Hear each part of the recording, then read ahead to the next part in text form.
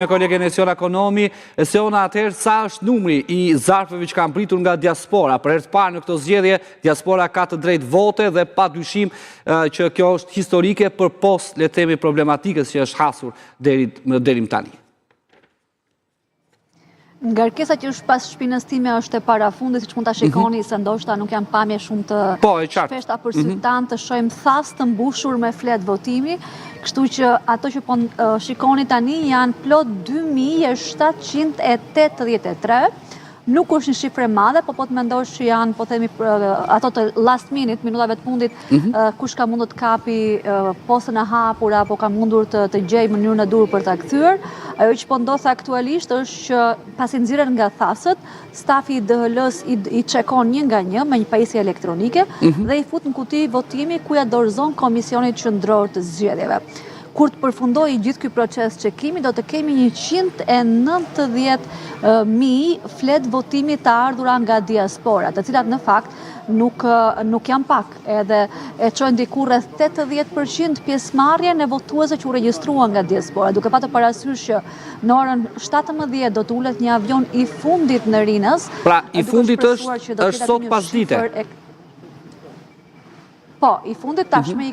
ka grumbulluar, pra nuk po grumbulluar më flet votimi, ato që janë dorëzuar. Çfarë është grumbulluar, po sillet në orën 5 pasdite dhe do të jenë këtu dikur nga ora 7 për të bërë një proces shkarkimi edhe kontrollimi dhe dorëzimi pranë Komisionit Qendror të Zgjedhjeve.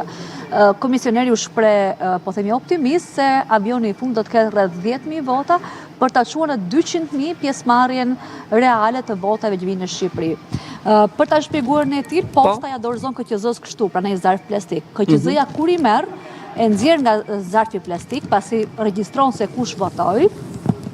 dhe pastaj e vendos në fletën e votimit zarfin zgjedhor kështu,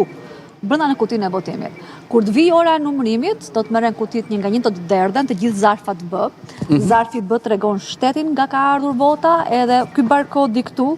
po ashtu tregon edhe kush është votuesi. Por numëruesi nuk e lexon dot barkodin, sikur të dihet edhe qarku për cilin ky zarf shkon. Kur të vi koha e numërimit, do të derdhen gjithë zarfet B, do të jetë një proces i gjatë fakt edhe numërimi i diasporës, sepse së pari do zbrazen gjithë zarfat B nga kutia.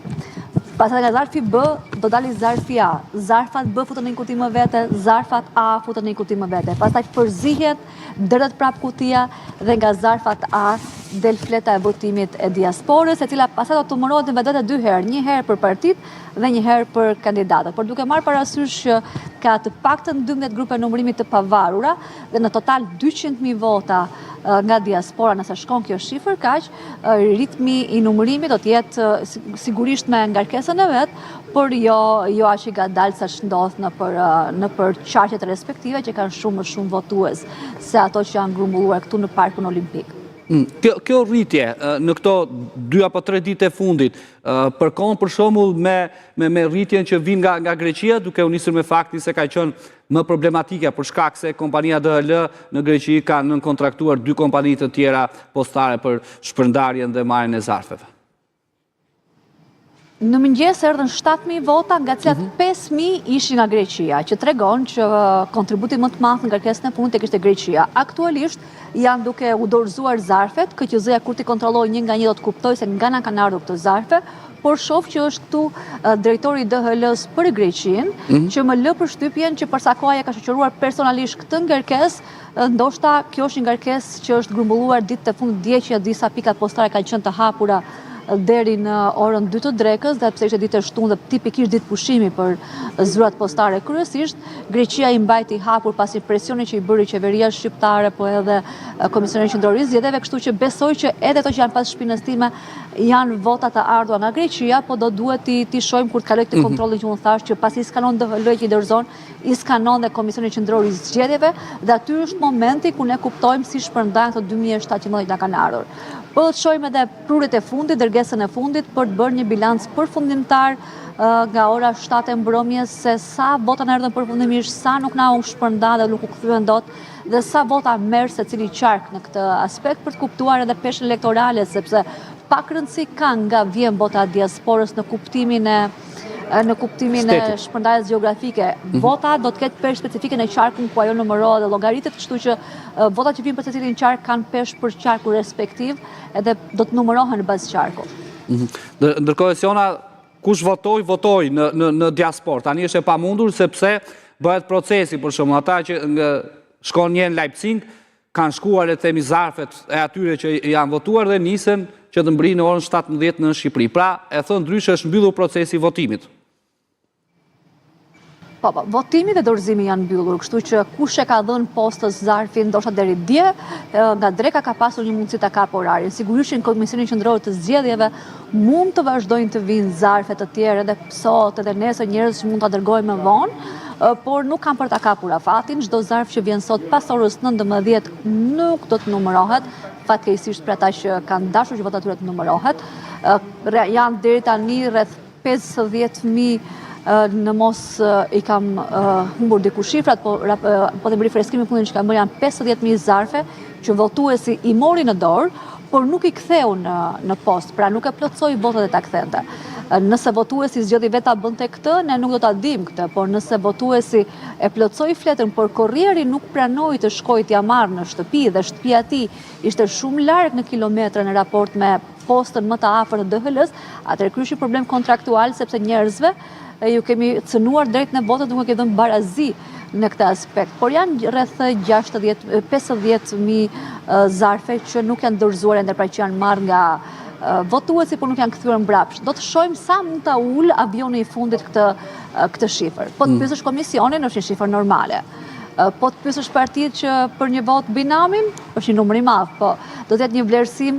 pasi të kalojmë këtë moment grumbullimi dhe numërimi votash brenda dhe jashtë vendit. Komisioni thotë është normale duke qenë se është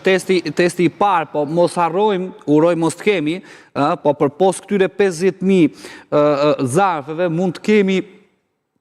votim që është votuar keq, ose të ndryshe uroj mos ta kemi, pra votat pavlefshme. Së pari kemi deri tani 2500 vota që unë I kam treguar në raportimet e mëparshme që janë të diskutueshme, sepse janë të dëmtuara. Pra, një prej këtyre elementeve që unë tregova ose mungon një prej këtyre zarfave, ose është dëmtuar, ose është grisur etj. Pra, kemi të patën 2500 që janë hequr më vete, janë veçuar sipas qarqeve, por do vlerësoj komisionin nëse do të lexohen apo jo si vota. Pastaj kur të hapim kutin brenda, ndoshta mund të kenë futur kartolina në vend fletës votimit, ndoshta mund të kenë futur gjëra të tjera që nuk duhet I fusnin këtu, mund të kenë bërë shënime mbi zarf që s'do ta bënin, mund të kenë dëmtuar fletën e votimit që s'do ta bëjmë. Pra, nëse ne në Shqipëri kemi kujdes që të kemi të vlefshme dhe të rregullt vetëm fletën e votimit, për emigrantët ka qenë e rëndësishme që edhe këto dy zarfat të mos kishin asnjë shënim identifikues. Ndoshta dikush ka shkruar emrin e tij brenda në zarf. Pra të gjitha këto mund të jenë element që rrugës mund të na tregojnë votat të tjera të pavlefshme, por kjo është pastaj një aspekt edukimi. Ndërkohë që ajo çfarë është shqetësuese për procesin është nëse siç pretendon PD-ja, kanë shkuar të tjerë dhe kanë marrë zarfe, I kanë plotësuar vetë e I kanë kthyer mbrapsht pa u dhënë votuesve vetë. Pra kjo do të ishte shqetësuese për standardin. Nëse njerëz të tjerë kanë votuar për të tjerët dhe nuk ka votuar vetë shqiptari diasporës kudo qoftë ai, PD pretendon që në Greqi është bërë masive sipas saj që pushteti I Tiranës, thotë Zotfjon Topalli, I mbushi thasët me zarfe dhe I ktheu në Shqipëri pa I marrë votuesit. Po kjo është pjesë e një hetimi tjetër dhe në këtë aspekt duhet kujtoj që presim nga komisioni të na tregojë çfarë plani ka për Greqinë, sepse PD-ja ka kërkuar që vota diasporës greke të ndahet më vete dhe të hetohet për shkak të këtyre dyshimeve që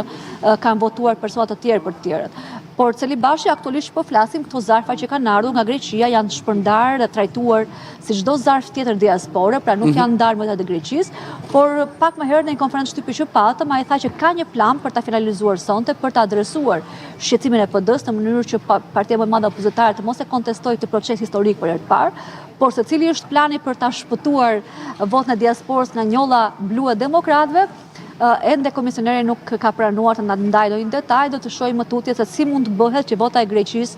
të trajtohet veçmas edhe të shikohet nëse Esiona ka votuar për Esionën apo Nertili ka votuar për Esionën. Po, ndoshta ky vendim duhet marrë përpara orës 19, sepse a është tashmë e vendosur që vota e diasporës do të numërohet me njëherë në momentin, për shumë si pas nis qarku i Fierit, numërohet dhe vota e diasporës në atë minutë, apo jo?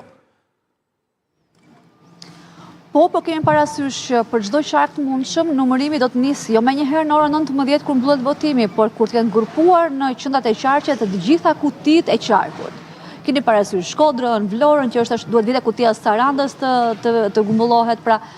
duhet të them që numërimi në Shqipëri, votave në Shqipëri, do të jetë disa orë pas mbylljes së votimit në orën 19, pra nuk është një proces automatikisht ndodh me njëherë. Kjo sallë këtu ku unë jam, në orën 20, pra një orë pas votimit, do të kthehet një sallë numërimi. Të gjitha grupet e numërimit të partive politike do të jenë këtu, kështu është kërkuar nga komisioni, në gatishmëri. Por sigurisht do të kushtëzohen kur të nisë numërimi brenda vendit, që eksperienca na tregon që kjo vonon. Gjithsesi ju keni drejtë që vendimi i komisionerit për integritetin e votës nga Greqia do duhet të jetë brenda orës 19, për ndryshe do të vinte në vështirësi edhe mekanizmin administrues të këtyre votave që janë këtu. Faleminderit Esion Ekonomi për të gjitha këto informacione që na përcollën në këtë lidhje të drejtë për drejtë. Shojmë në një hapësirë të shkurtër publicitare, mos u largoni, vijoni